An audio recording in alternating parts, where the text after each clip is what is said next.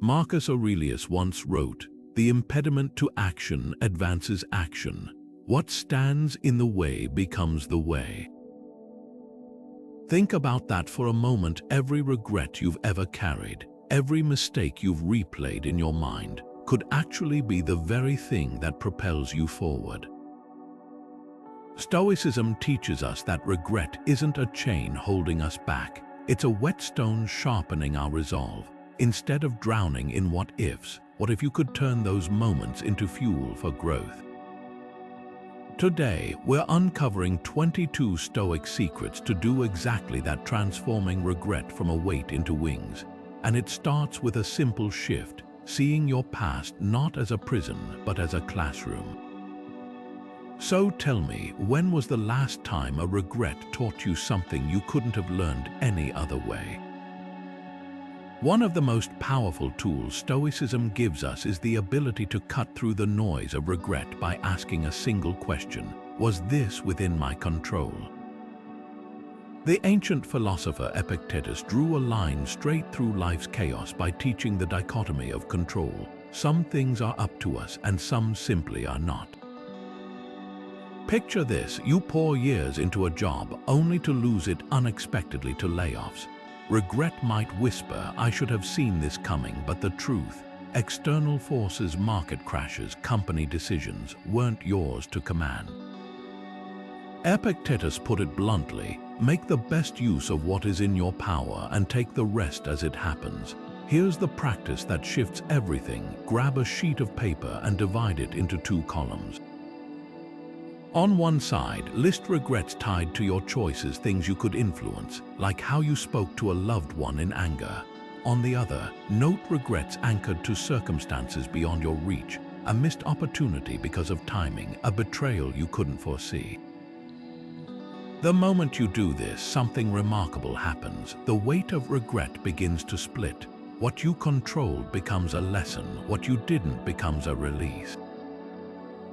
So tell me, what's one regret you've been carrying that might belong in that second column? This isn't about shrugging off responsibility.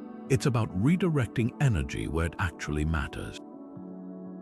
Every minute spent agonizing over the uncontrollable is a minute stolen from building what you can change. That's Stoicism's razor-sharp clarity. Regret loses its fangs the moment you see it for what it really is. Secret 2. Amor Fati, love your fate. The Stoics didn't just accept fate, they loved it.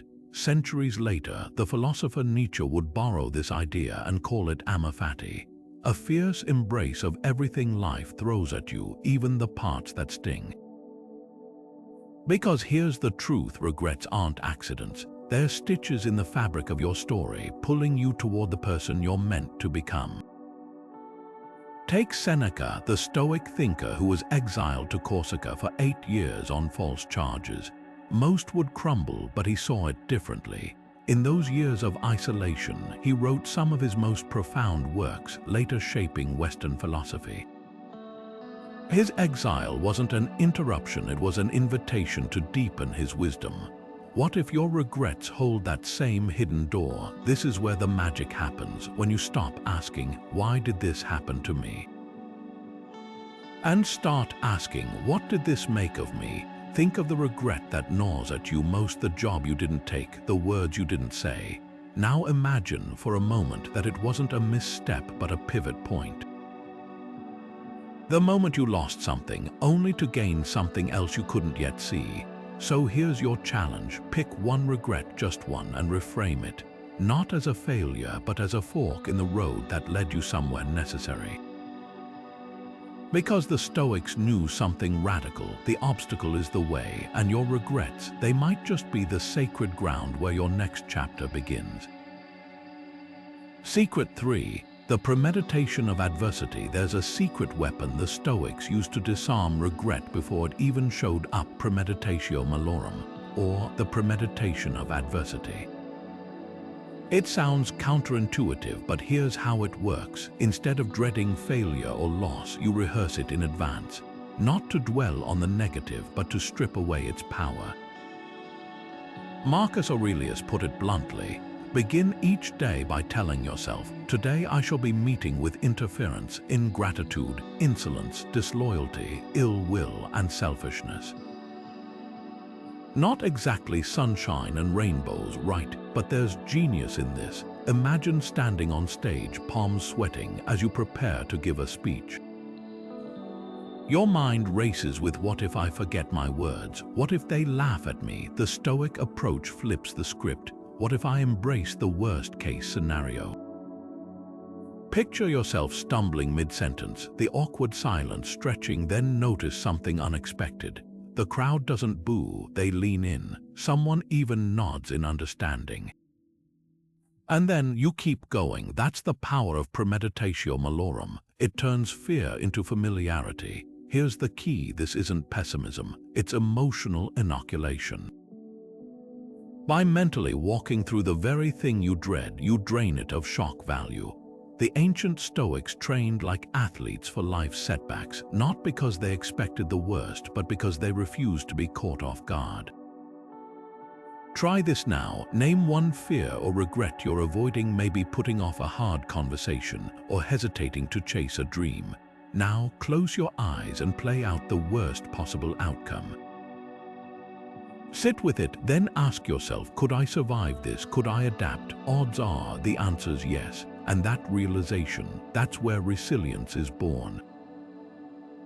Because here's the truth: regret doesn't want you to know. Most of its weight comes from the unknown. But when you face it head-on, when you premeditate the stumble, the rejection, the failure, you're no longer a victim of circumstance. You're the strategist of your own comeback, and that changes everything. Secret 4. The healing power of the pen. Marcus Aurelius didn't just rule an empire, he ruled his own inner world through ink and parchment. His private writings, later published as meditations, reveal something profound. Journaling wasn't just a habit for him, it was a tool for alchemy, turning raw regret into refined wisdom. And here's the distinction Stoics understood better than most. There's a vast difference between ruminating over regrets and interrogating them with purpose. One keeps you stuck in loops of if only, while the other charts a path forward. Take a lesson from the Emperor's pages. When grappling with betrayal, he didn't just vent, he dissected. When you wake up in the morning, tell yourself, the people I deal with today will be meddling, ungrateful, arrogant, he wrote, not to stoke bitterness, but to prepare his mind with clarity. That's the Stoic journaling method: observation without judgment, reflection without self-flagellation. Here's how you can borrow this practice today.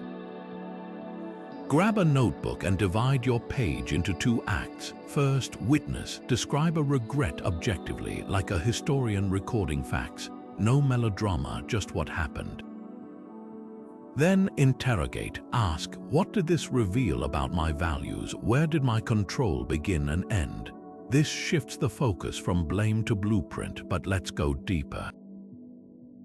Try writing a letter to your past self, not with shame, but with the compassion of a mentor. For example, dear younger me, I know you took that job out of fear, not passion. But that mistake taught you what you truly wanted to avoid. Epictetus offered a compass for this work. First say to yourself what you would be, and then do what you have to do. That letter, it's your first draft of that vision, because here's what the Stoics knew: words don't just describe reality, they reshape it. When you journal with deliberate focus, you're not replaying the past. You're reclaiming it. Every sentence becomes a stitch, mending the tear between who you were and who you're becoming. So tell me, what's one regret that's waited long enough for its transformation? Secret 5. The view from above. There's a reason astronauts return from space forever changed. What they see out there rewires how they see everything down here. That tiny, glowing marble of Earth, it makes borders vanish, conflicts shrink, and regrets, well, they start to look different. The Stoics called this mental shift the view from above, and it's one of the most liberating exercises you can try. Picture yourself floating high above your life, watching it unfold like a scene in a film. That argument you replay in your head, the opportunity you missed. From this vantage point, they're just brief flickers in a much bigger story. Seneca put it perfectly: life is long if you know how to use it. But most of us cram it full of fretting over things that, in the grand scheme, barely register. Here's the challenge: grab the regret weighing on you right now, the one that feels like a boulder, and ask, will this even matter in 5 years? Odds are the answer cuts it down to size. Think of it like this: imagine holding a single grain of sand in your palm. Up close, it's all you see, but step back to the entire beach, and it disappears into something vast and beautiful. That's the power of perspective. The Stoics didn't dismiss pain or regret, they just refused to let it monopolize their vision. So next time a regret starts to choke your focus, try this. Close your eyes and zoom out past your city, your country, the atmosphere, until the planet is just a pale blue dot. Suddenly, that mistake you've been gnawing on looks less like a catastrophe and more like a comma in your biography. Because here's the truth: most of what haunts us isn't the event itself, but the tiny frame we've trapped it in. Widen the lens and you'll find the space to breathe again. Secret 6. Virtue as the soul good. Picture this: you prepare for months to land a promotion, pouring in extra hours, refining your skills, only to lose it to someone with political connections. The outcome stings, but here's the Stoic twist: your worth isn't measured by the result, but by the integrity you brought to the effort. That's the heart of Stoicism's bold claim: virtue. The courage to act rightly, the wisdom to choose wisely, is the only true good. Everything else external noise. Epictetus, born into slavery and well acquainted with life's unfairness, put it bluntly: some things are up to us and some are not up to us. Our opinions, our impulses, our desires, our aversions, in short, whatever is our own doing. In other words, you control your character, not the consequences. There's profound freedom in that. Think of the doctor who does everything right yet loses a patient, or the parent who models patience but still faces a child's rebellion. Stoicism asks, did you act with principle? If so, the rest is whether unpredictable, uncontrollable, and irrelevant to your moral compass. I'll share a personal example. Years ago, I turned down a lucrative deal because it required cutting ethical corners. At the time, it felt like failure, watching peers profit while I struggled. But that loss became a masterclass in self-respect. Slowly, opportunities aligned with my values emerged, ones I'd have missed if I'd compromised. That's the hidden math of virtue. Short-term failures often compound into long-term strength. Here's your challenge: take one regret, maybe a rejection, a financial hit, a relationship that crumbled, and examine it through the lens of virtue. Not, did I succeed? But did I stay true? You might discover, as the Stoics did, that what felt like a stumble was actually standing firm, because in the end, your integrity outlives every outcome. And that's a legacy no circumstance can touch. So let me ask, what's a moment where the right choice didn't lead to the easy result but left you stronger for it? That's Stoic wisdom in action, when you stop grading your life by trophies and start measuring it by the weight of your character. Secret 7. Negative visualization, the gift of losing before losing. The Stoics had a paradoxical practice that might sound unsettling at first. They didn't just accept loss, they rehearsed it. Deliberately, this technique, called negative visualization, isn't about pessimism. It's about lucidity, seeing the fragility of what we love so we can love it more deeply while it's still here. Seneca captured it perfectly. He robs present ills of their power who has perceived their coming in advance. Here's how it works. Years ago, I lost a mentor suddenly. No warning, no goodbye. The regret of unsaid words gnawed at me until I realized something profound. The pain of that loss was the flip side of an incredible privilege, having someone worth missing that much. That's the alchemy of negative visualization. By imagining life without the people, comforts, or abilities we take for granted, we don't just prepare for loss, we awaken to the miracle of their presence right now. Try this today. Pause and picture waking up to find 3 things vanished: your health, your closest relationship, your livelihood. Feel the hollow ache of their absence. Now open your eyes. See how the mere thought of losing them sharpens their value. That's Stoic gratitude in action. Not a passive "be thankful," but an active reckoning with how fleeting it all is. Seneca urged us to live as if this very moment were your last, not with fear but with fierce attention. Because here's the truth regret obscures: we don't mourn what we fully appreciated while it was ours. So here's your challenge. List 3 things you'd ache to lose, not grand abstractions, but the quiet constants. The way your dog greets you, the ease of breathing through clear nostrils, the friend who always answers your midnight text. Then for 1 week, treat them as if they're already slipping away. You'll find sorrow and joy share the same root, and regret loses its grip when you've loved without reserve. Because the Stoics knew a secret modern life tries to bury. Nothing sharpens gratitude like staring into the abyss and realizing what still shines beside you. Secret 8. The obstacle is the way history's most pivotal moments often began with what looked like dead ends. Marcus Aurelius, facing rebellions and plagues while ruling Rome, scribbled a truth in his journal that still echoes today. The impediment to action advances action. What stands in the way becomes the way. This wasn't just poetic optimism, it was a battle-tested strategy. Every obstacle, even regret, carries hidden energy. The key: learning to mine it. Take J.K. Rowling, who faced 12 publishing rejections before Harry Potter found a home. Those rejections could have been a tombstone for her dreams. Instead, they became the anvil that forged her resolve. Later, she'd call failure stripping away the inessential, the very process that clarified her purpose.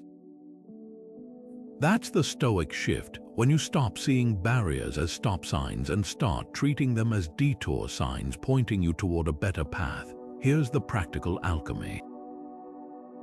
Grab a current struggle, a rejection, a setback, a regret that still stings, and ask: 1.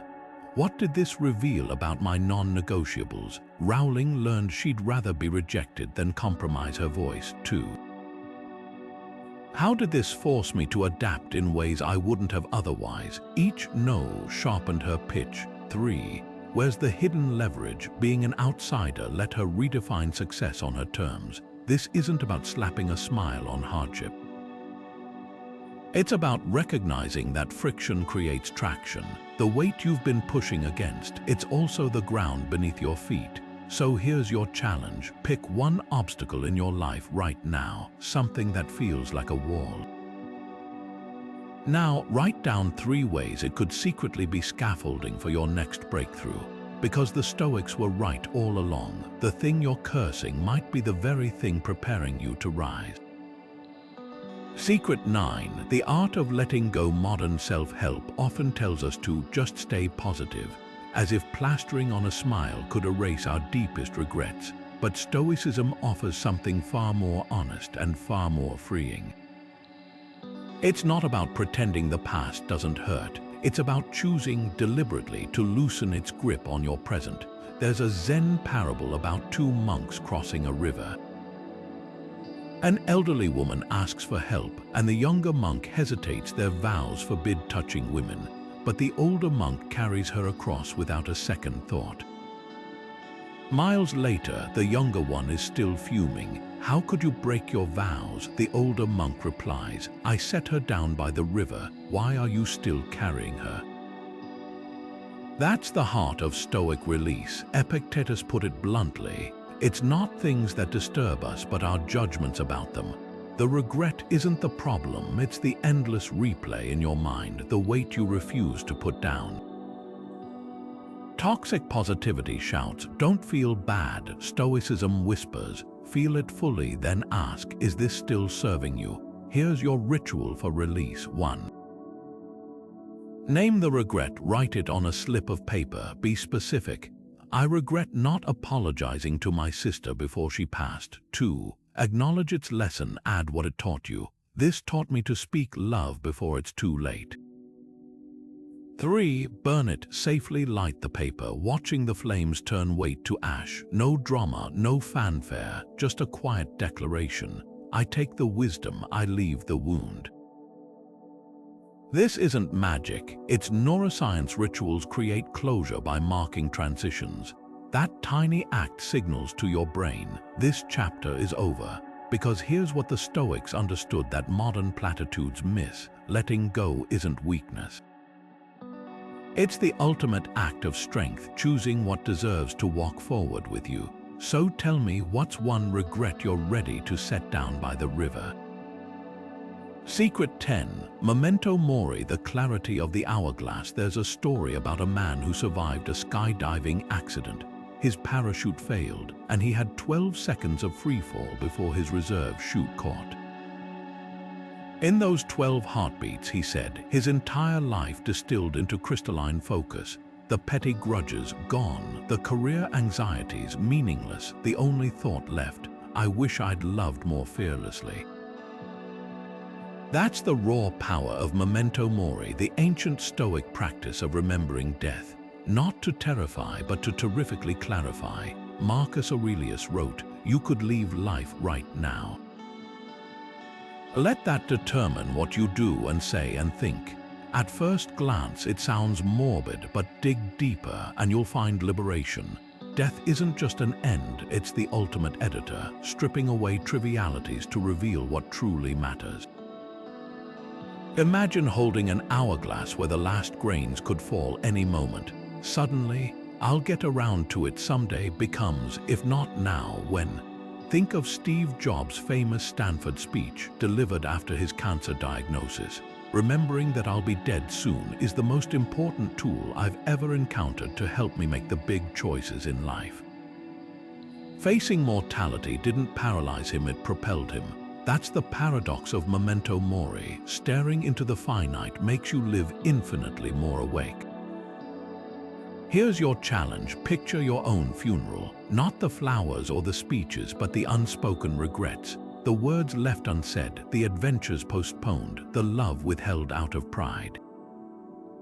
Now flip the script. What if today was the first day you decided to live as if time wasn't guaranteed? Not in reckless abandon, but in purposeful alignment. Because here's what the Stoics knew: regret isn't just about the past, it's about the present you're failing to claim. So ask yourself this, not with dread, but with urgency. If tonight were your last, what would you stop tolerating? What would you finally dare? The answer isn't morbid, it's your compass. Secret 11. The discipline of action. There's a special kind of regret that doesn't come from what we did, it comes from what we didn't do. The job we never applied for, the conversation we avoided, the dream we kept shelving for someday. Seneca saw this trap clearly when he wrote, "While we waste our time hesitating and postponing, life rushes by."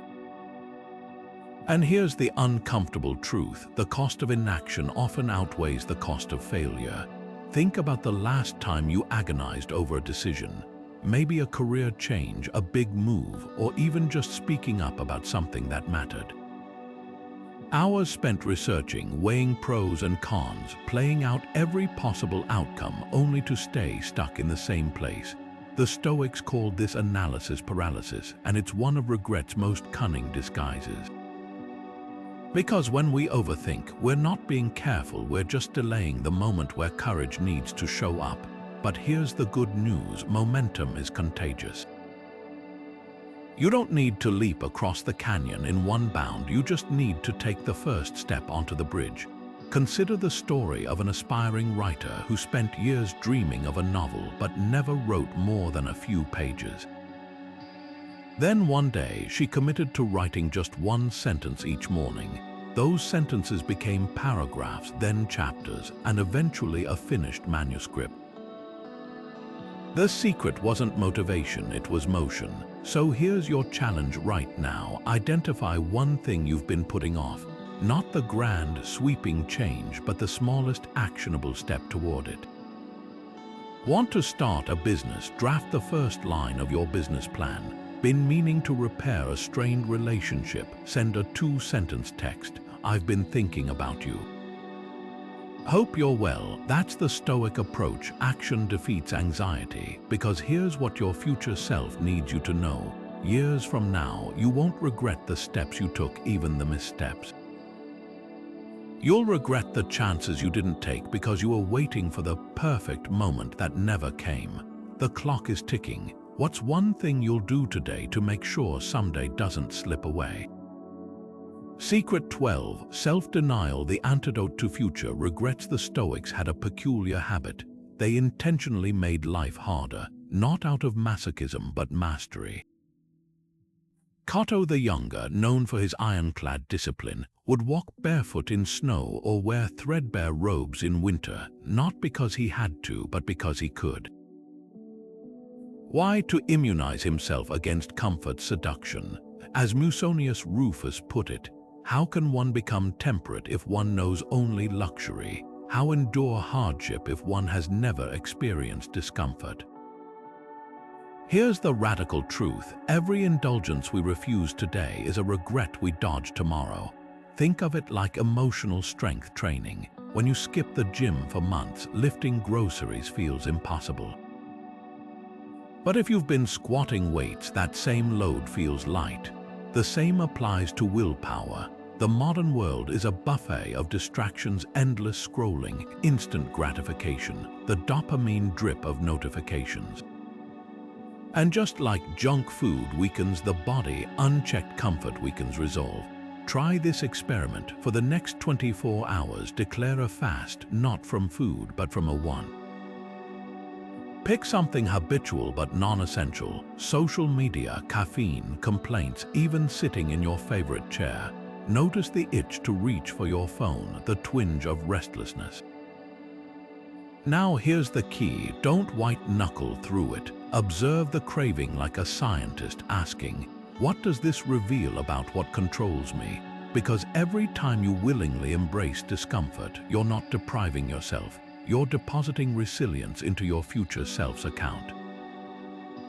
History's most resilient figures, from monks to marines, share this practice. They know luxury is a prison with velvet bars. The occasional cold shower, a day without screens, a meal eaten in silence, these aren't punishments.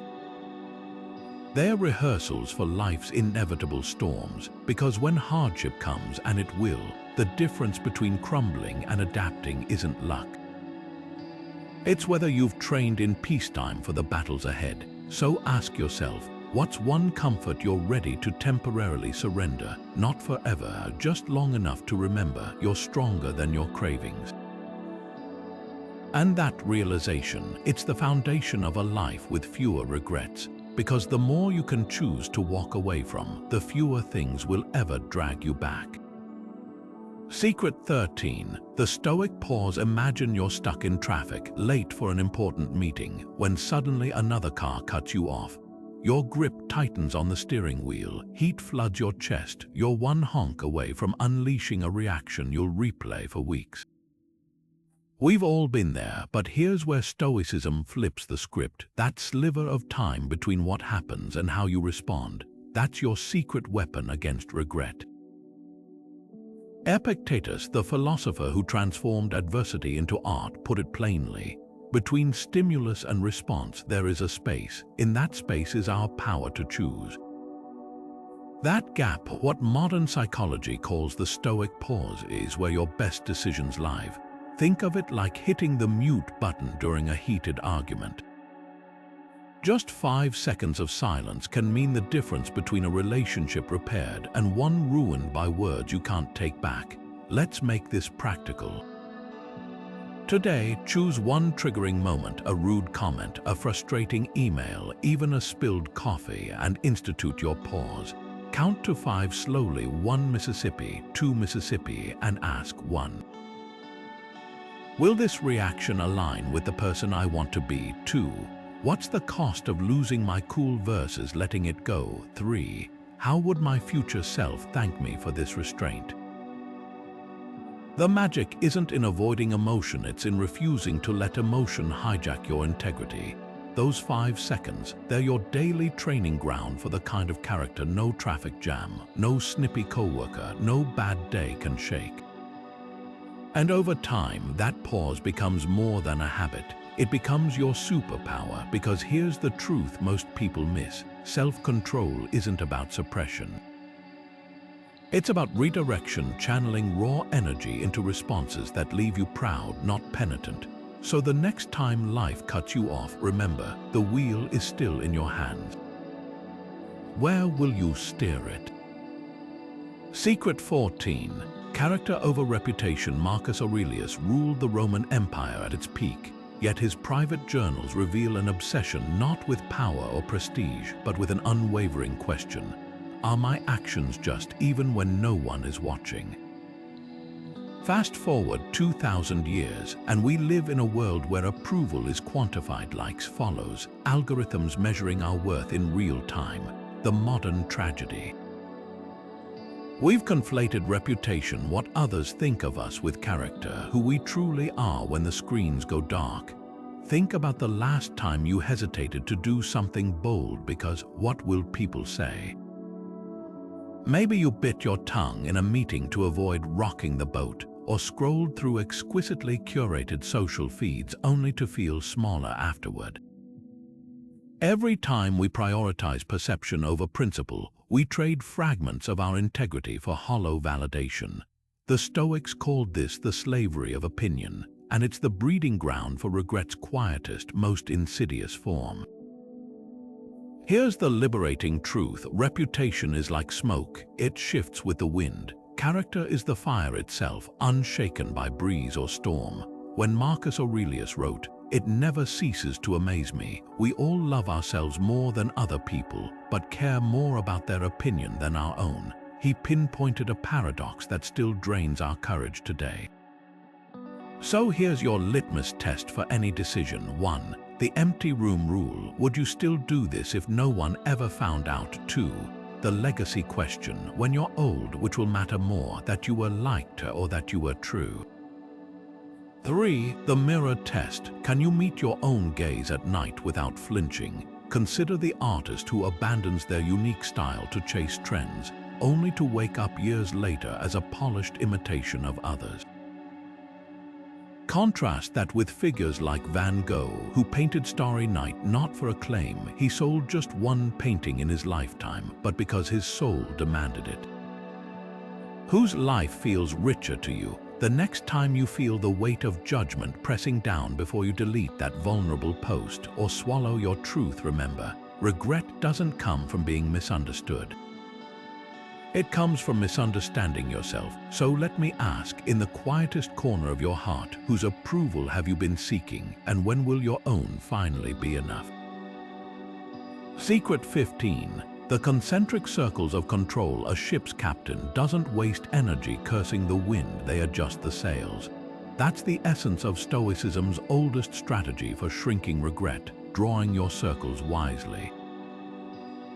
Long before Stephen Covey wrote about circles of influence, the Stoics were mapping life's challenges into concentric rings, starting with what's firmly in your grip, your choices, your efforts, and radiating outward to what you can only touch lightly, other people's actions, societal tides. Here's how it transforms regret from a storm into a compass. Hierarchals, a Stoic thinker, described identity as a series of expanding circles, from self to family to community to humanity. But here's the twist: wisdom lies not just in extending your concern outward, but in knowing where to redirect it when regret strikes. Picture a pebble dropped in water. The ripples spread, yes, but the power to act, it starts at the center. Let's take a real-world example. You regret a rift with your adult child, months of silence, harsh words left hanging. The outer circles swirl with what-ifs. If only they'd apologize first, if society didn't glorify cutting ties, but the innermost circle. That's where your agency lives. Can I reach out without expecting reciprocation? Can I model the humility I wish they'd show? That shift from lamenting what you can't control to owning what you can is where regret loses its fangs. Here's your challenge today. 1. Draw your circles. Sketch 3 rings on paper. Label them: my choice is center, my sphere of influence middle, the uncontrollable outer. 2. Place 1 regret. Maybe it's a career setback or a broken friendship.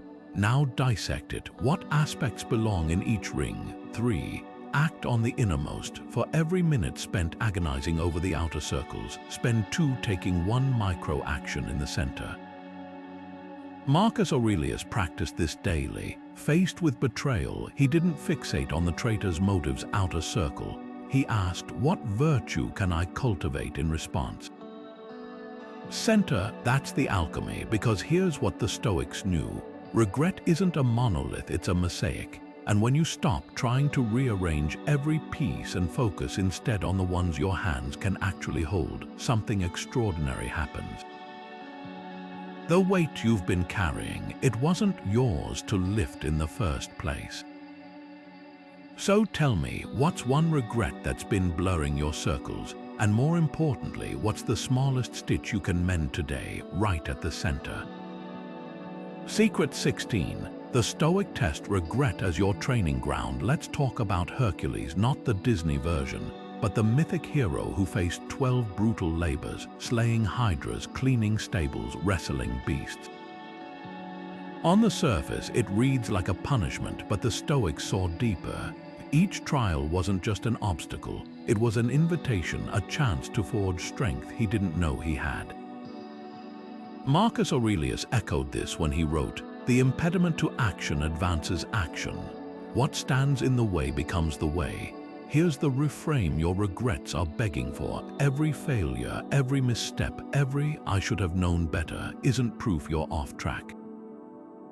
It's the universe handing you a lab report. Test #16, patience under fire, result, incomplete, retake available. Consider a modern example. You bomb a presentation. The old script says, "I'm terrible at public speaking," and shuts the book. The Stoic Test. This revealed my prep was shallow. Next time I drill Q and like a lawyer. Suddenly, regret isn't a verdict, it's curriculum. Try this today. 1. Name your latest failed test, e.g., lost my temper with my kid over spilled milk. 2. Extract the lesson. I need a 5-second pause before reacting.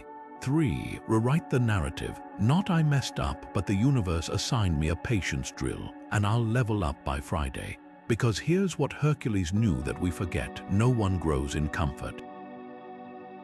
The Hydra wasn't his enemy, it was his teacher. So tell me, what's 1 recent failure you're ready to regrade as extra credit? Secret 17. The dance with destiny. There's a quiet rebellion stirring in modern self-help. The idea that if you just hustle hard enough, you can outwork reality. But Stoicism offers a wiser rhythm.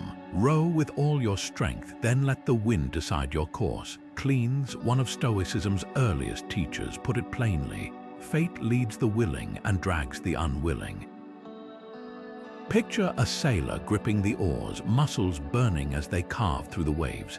They don't control the storm, but they refuse to let go of their duty to steer. That's the Stoic view of fate, not passive surrender, but fierce cooperation. Seneca, who faced exile, betrayal, and Nero's madness, wrote, "Fate guides us, and the first hour of our birth determines each man's span." Causes are linked to causes, and all things move by an ancient, everlasting law. At first glance, that might sound bleak, like we're puppets on strings.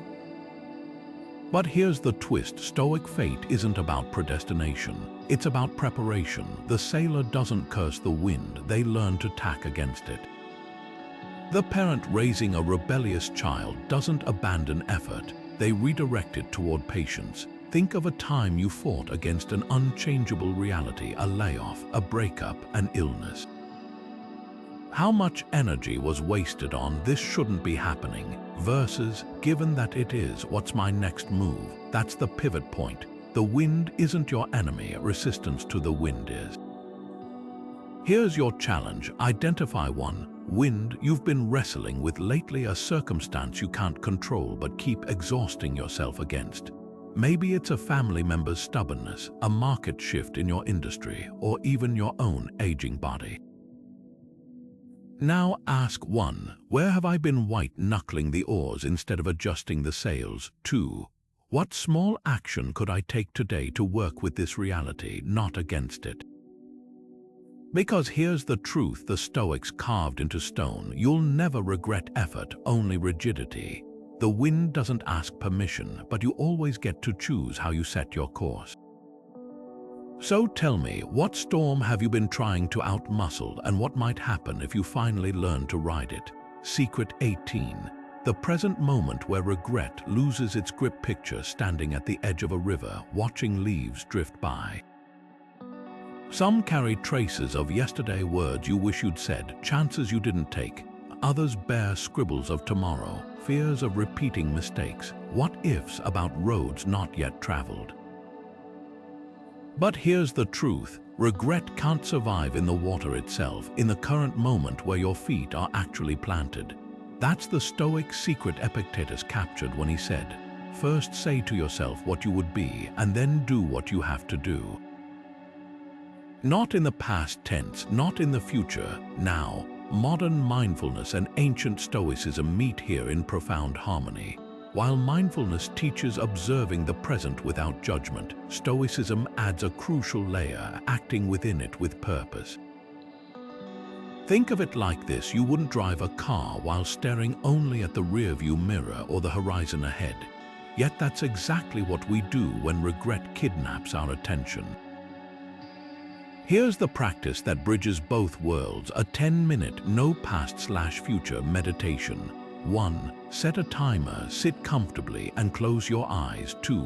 For the first 5 minutes, notice every thought about the past or future. I shouldn't have quit that job. What if I fail? And gently label them. That's the past, that's the future. 3. For the next 5 minutes, anchor yourself in pure sensation. The weight of your body on the chair, the air moving through your nostrils, the hum of the fridge. No stories, just here. What you're doing isn't avoidance, it's reclaiming agency. Marcus Aurelius wrote, "Give yourself a gift, the present moment, not as an escape but as a launch pad." Because the irony, the more you train yourself to exist fully in the now, the fewer regrets you'll create later. Every mindful choice to listen deeply, act intentionally, or pause before reacting becomes a stitch in the fabric of a life you won't need to second-guess. So try this today. Between tasks, take 30 seconds to drop anchor. Feel the phone in your hand, the keyboard under your fingers. Really feel them. That split second of presence. That's where regret's chain snaps, and the more you practice, the more you'll discover something startling. The past and future are illusions. The only moment you've ever actually lived is this one. Why waste it anywhere else? Secret 19. The sage perspective, seeing through wise eyes. Picture Socrates standing in an Athenian courtroom, sentenced to death on false charges, yet refusing to beg or flee. His friends weep, but he remains eerily calm, not because he doesn't feel, but because he sees further. The hour of departure has arrived, he tells them, and we go our ways, I to die and you to live. Which is better, only the gods know. That's the essence of the Stoic sage, someone who meets life's blows not with denial, but with a perspective so vast that regret loses its sting. Musonius Rufus, the Stoic teacher who endured exile and persecution, put it plainly: what's the good of philosophy if it doesn't help you bear the unendurable? Notice he didn't say avoid suffering, he said bear it. That distinction is everything. The sage doesn't magically erase pain, they reframe it as part of a larger tapestry. Think of it like standing on a mountaintop. From ground level, a fallen tree looks like a catastrophe. From the peak, it's just a thread in the forest story. So here's your practice today. Take one regret, the kind that keeps you up at night, and ask, how would the wisest version of myself see this? Not the version tangled in emotions, but the one who's lived 1,000 lives and knows that setbacks are often setups. Maybe the job you lost taught you resilience. The heartbreak cracked you open to deeper love. The failure redirected you toward a path you'd have missed otherwise. History's sages, from Epictetus to Nelson Mandela, shared this trait. They mined meaning from misfortune. Mandela spent 27 years in prison, yet emerged calling his jailers part of my family. That's not naivety, it's the ultimate power move. When you stop fighting reality and start interrogating it for hidden gifts, you're no longer a victim of your past, you're the alchemist of your future. Try this now. Close your eyes and conjure your future self, the 80-year-old you, rich with hard-won wisdom. What would that version whisper about today's regret? Odds are they'd say, that wasn't the end, it was the pivot, and suddenly the weight you've been carrying feels less like a burden and more like fuel. Secret 20. The paradox of choice. When more feeds regret, walk into any grocery store, and you'll face 100 types of toothpaste. Scroll through a streaming service, and you'll drown in endless shows. On the surface, abundance feels like freedom, but psychologist Barry Schwartz uncovered a haunting truth. The more options we have, the more regret we carry. That's the paradox of choice. Every what if whispers louder when endless alternatives exist. What if I'd chosen the other job, the other partner, the other path? Stoicism, though, offers an antidote, the liberating art of enough. Seneca saw this clearly 2,000 years before Netflix fatigue. It is not the man who has too little, but the man who craves more that is poor. The Stoics didn't just avoid excess, they weaponized simplicity. Think of Cotto wearing the same rough cloak in winter and summer, not because he couldn't afford better, but because removing trivial choices freed him for what mattered. Here's the experiment that shifts everything. For 1 week, eliminate one meaningless decision from your day. Maybe it's wearing a uniform like Steve Jobs' black turtleneck to free mental bandwidth. Eating the same nourishing breakfast without debating alternatives. Setting a 30-minute limit for scrolling before choosing a film. This isn't about monotony, it's about clarity. When you deliberately shrink the menu of distractions, two things happen. First, the energy you once wasted on trivialities fuels deeper work. Second, and here's the magic, your remaining choices carry more weight. The big decisions: how to spend your time, who to love, what legacy to build, stop getting drowned out by the noise of maybe something better. Because here's what the Stoics knew that modern life tries to bury. Regret isn't just about the roads we took. It's about the exhausting illusion that every road must be traveled. So tell me, what's one inconsequential choice you're ready to delete? The space it leaves behind might just become the room where your purpose finally breathes. Secret 21. The legacy mindset. Building what outlasts you. Trajan's column still towers over the city after 19 centuries, its spiral reliefs telling the story of an emperor's victories. But here's what's fascinating: Trajan himself never saw it completed. He commissioned it not for his own glory, but as a gift to the future.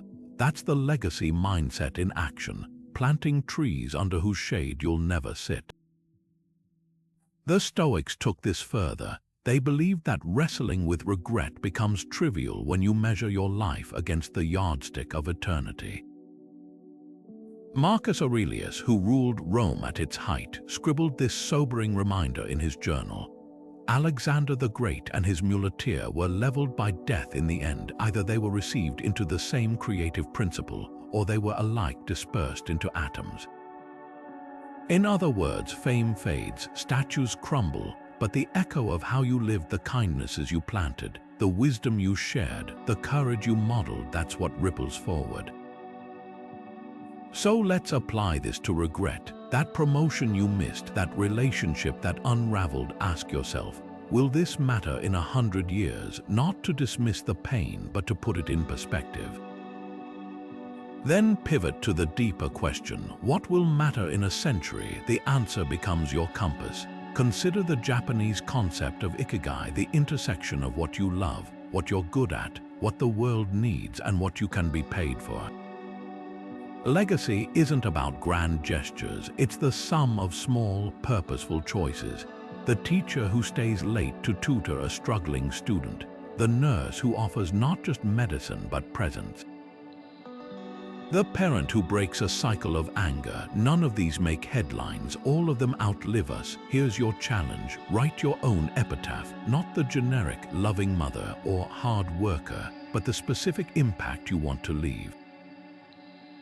Maybe it's she made people feel seen, or he turned wounds into wisdom. Now hold that against your current regrets. Do they shrink in importance? Do some transform into stepping stones toward that legacy? Because here's what the Stoics whispers across time. Regret is the friction between who you were and who you long to be. But legacy, that's the bridge, and every day you're laying another stone. Will the path you're building today lead to a destination you'd be proud to leave behind? Secret 22. The daily review, your evening rehearsal for a fuller life. As the sun dipped below the horizon, Seneca would light a single candle and begin his nightly ritual, not with scrolling or distraction, but with two piercing questions. What bad habit did I curb today? Where did I let myself down? No self-flagellation, no drama, just a surgeon's steady assessment of the day's wounds and victories. This wasn't morbid introspection, it was preventive medicine for the soul. Epictetus took it further, insisting, "No man is free who is not master of himself." And mastery begins with awareness, that quiet space between dusk and sleep where you audit the day's transactions. Not to tally failures, but to spot patterns before they harden into regrets. Think of it like brushing your teeth for your character. Miss a night, no big deal. Miss a lifetime and the decay sets in. Here's how to steal this ancient practice. 1. The 3-lesson journal. Keep it by your bed. Each night, answer, what did today teach me about patience? That meeting where you bit your tongue, gold. Where did courage show up or go missing? That text you avoided sending counts. What's one small proof I'm growing? Even choosing rest over guilt is progress. 2. The Seneca swap. For every I messed up, add, so next time I'll example. I snapped at my partner, so next time I'll take 3 breaths before responding. This pivots regret into rehearsal. 3. The Epictetus edge. End with this gut check. If today repeated forever, would I become the person I want to be? No need for perfect scores, just honest calibration. Try this for 7 nights. You'll notice something startling. The days start bending toward your answers. Missed a journal entry, no guilt, just pick it up the next evening. The Stoics weren't after flawless streaks, they were building muscle memory for wisdom. Because here's the secret your future self already knows. Life isn't made in grand declarations. It's forged in these quiet, candlelit reckonings where you gently but firmly ask, am I steering or just drifting? And each honest answer, that's the rudder turning. Conclusion, the alchemy of regret. From weight to wings. Think back to where we began. That heavy anchor of regret, the if only playing on loop in your mind. Now look at how far you've come. Through 22 Stoic secrets, you've learned to dismantle regret, not by erasing it, but by reforging it. What once felt like chains are now tools sharpening your clarity, deepening your resilience, and fueling your next steps. Let's crystallize the 3 pillars of this transformation. 1. Control. You've drawn the line between what's yours to command and what never was. No more pouring energy into spilled milk. 2. Perspective. You've zoomed out, seeing regrets as stitches in a larger tapestry rather than irreparable tears. 3. Action. You've turned I should have into I will, because the antidote to regret isn't rumination, it's motion. Seneca, who faced exile and betrayal, left us this compass. As long as you live, keep learning how to live. That's the heart of Stoicism, not perfection but progress. Not a life without regrets, but one where regrets become mentors rather than tormentors. Here's your final challenge. Pick one secret from this journey, just one, and commit to practicing it this week. Not as a vague intention, but as a deliberate drill. Maybe it's the evening review to spot patterns, or Amor Fati to reframe a past stumble as a pivot. Progress doesn't demand grand gestures, just consistent, small turns of the wheel. And when you feel that shift, when a regret that once haunted you starts fueling you instead, come back and share it below. Tell us, what's one regret you've transformed and how did it change you? Because the truth is, your story isn't just for you. It's a torch for someone else still fumbling in the dark. So go on, take what you've learned and live it. The Stoics didn't write their wisdom for dusty scrolls. They wrote it for days like today, for hearts like yours. And now, the next chapter is yours to draft.